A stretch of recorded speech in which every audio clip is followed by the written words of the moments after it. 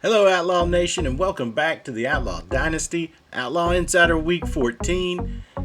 Great win last week against Louisiana Tech, and it's pretty much thanks to our defense. Their quarterback, he dotted us up for 300-something yards and 20-something completions, but we bent but didn't break, and a lot of critical stops throughout that game. So it felt good to get back on the winning track. Hopefully we can continue that this week to wrap up the regular season against the Pittsburgh State Gorillas. And with that win last week, we got upgrades for the entire coaching staff, so we'll apply those. We'll take a look at the top 25 and the conference standings here in the final week of the season, and get ready for the Gorillas. Take a look at them, and let's go. All right, your Week 14 BCS Top 25 starts off with Arkansas, Oregon, LSU, UCLA, Tennessee, Northwest Missouri, USC, Florida, Penn State, and Minnesota rounds out the top 10. And Week 14, you got a 1-3 matchup there this week with LSU and Arkansas. So that should be a really good game there. 11 through 20 goes Nebraska, Florida State, Arizona State, Arkansas State, Virginia Tech, Illinois, Iowa, Notre Dame, Ole Miss, and Georgia. And Purdue, Ohio State, Texas Tech, Arizona, and Miami, Ohio rounds out the top 25 for Week 14. Week 14 Conference USA standings. We sit at 3-4, 5-6 in overall. Right behind Pittsburgh State and Central Missouri, who are both 4-3. Northwest Missouri and Arkansas Tech at 5-2, and Arkansas State still undefeated. Looks like they have locked up the North bid for the CUSA Conference Championship game. And right now, Louisiana Tech and UTSA are tied at 4-3 on the south side. Texas State and UTEP at 2-5, and North Texas and New Mexico State with 1 win in conference each. And that is a look at your Conference USA standings for Week 14. All right, last week's results. Of course, we knocked off Louisiana Tech 17-10. UTEP beat North Texas. Northwest Missouri shut out Arkansas Tech. Pitt State beat Texas State. UTSA over New Mexico State. And Arkansas State beat up on Central Missouri. This week, we host the Gorillas. UTEP at UTSA. North Texas at New Mexico State, Arkansas Tech at Arkansas State, Louisiana Tech at Texas State, and Northwest Missouri at Central Missouri. So Arkansas State is already in the CUSA championship game, and we got to see what happens between UTSA and UTEP and Louisiana Tech and Texas State to find out who the South representative will be. There is a look at your schedule for Week 14.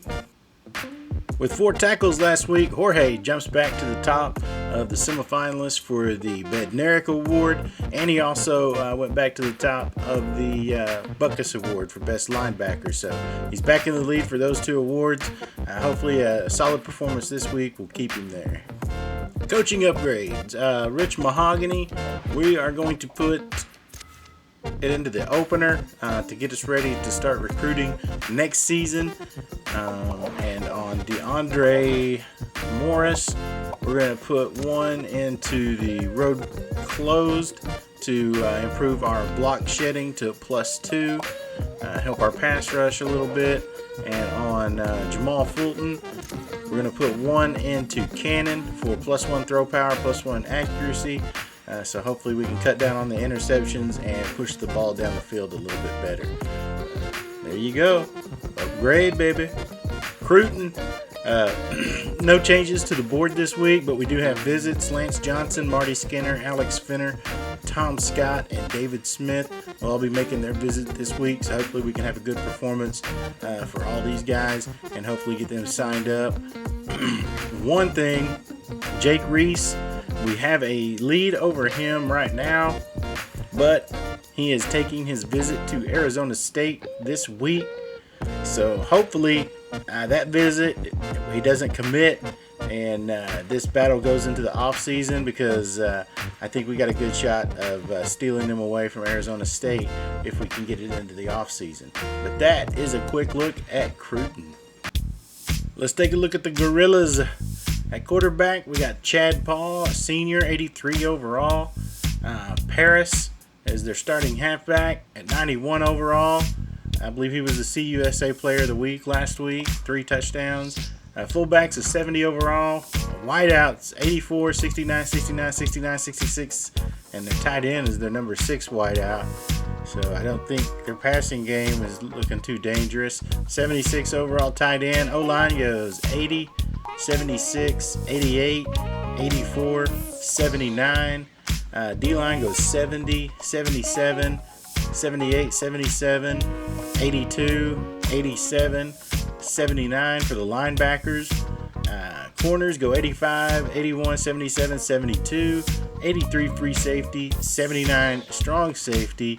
Kickers is 76 and their punters an 83. So again, another team we should be able to compete with and hopefully build off the momentum that we got last week with that win over Louisiana Tech. But that is a look at the Gorillas. So the win last week, we did something at this school that's never been done before. Rich Mahogany in his first season sitting at 5-6.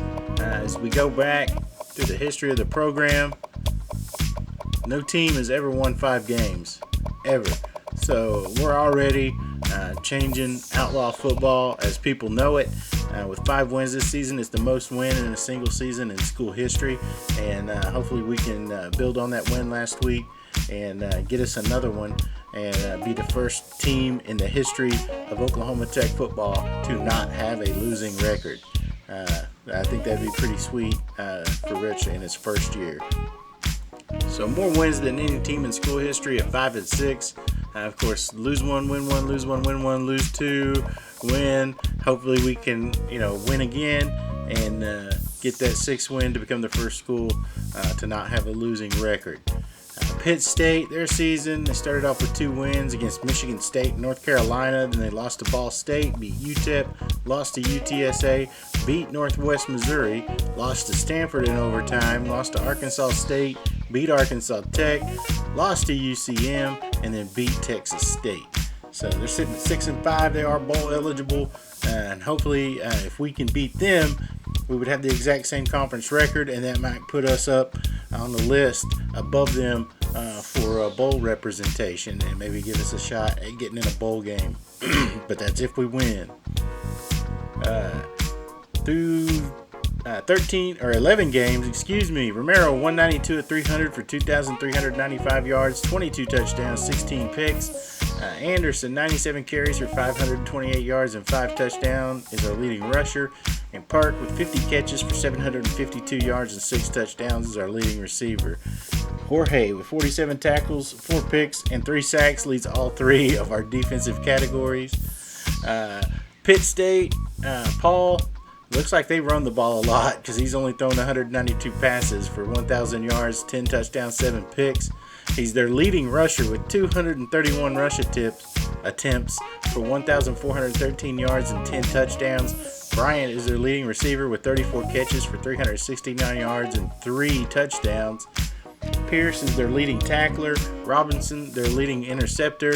And Wilson, their leading sack artist. So Wilson, Robinson, and Pierce are your defensive players to watch, with Paul and I think Santonio something was their running back's name, and Bryant will be your offensive leaders to watch. But geez, Paul with 1,400 yards rushing as a quarterback, that's pretty impressive.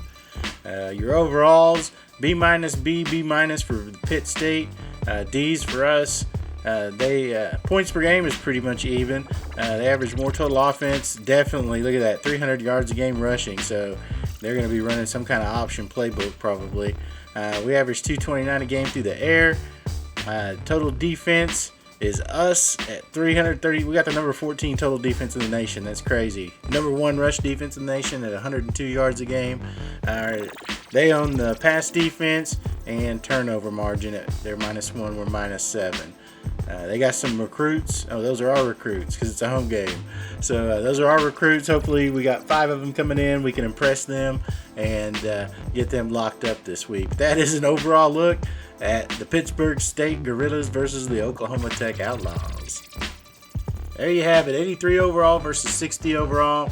84 offense against our 61 defense, our 60 offense against their 82 defense. They are running pro style on offense, pro style playbook with a 3-4 defense. That's curious because they run the ball for 300 yards a game and only pass for 100 yards a game, yet they run the pro style offense. So I'm interested to see what type of offense they throw at us here this week. Curious. Of course, the Outlaws run the light speed offense and the Book of Suffering on defense, and hopefully we can put those playbooks together for a good performance on Saturday and get that 6th win. But that's going to be it this week for the Outlaw Insider, Week 14. We hope you join us when we take on the Gorillas at Taco Casa Stadium and end the regular season with a victory, we hope.